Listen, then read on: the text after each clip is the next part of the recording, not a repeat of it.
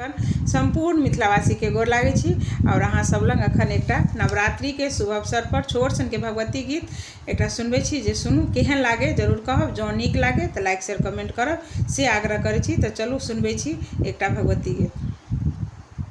मैया रानी हमर अंगना कहिया एबै, मैया रानी हमर अंगना कहिया एबै, दुखिया के दर्शन मैया,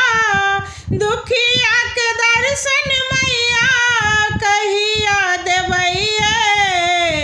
मैया रानी हमर अंगना कहिया एबै, मैया रानी हमर अंगना कहिया एबै, फूल सबाट मैया सजाने रहबिए,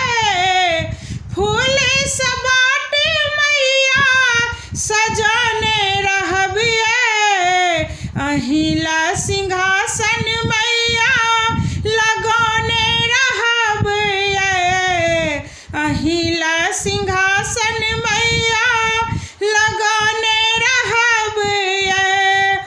गरीब सुदामा के घर, गरीब सुदामा के घर कहिया एबै,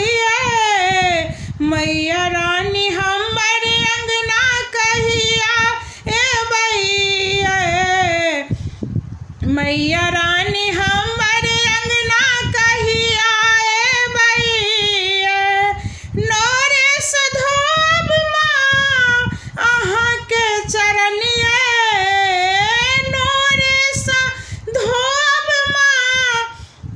अहाँके चरनिए,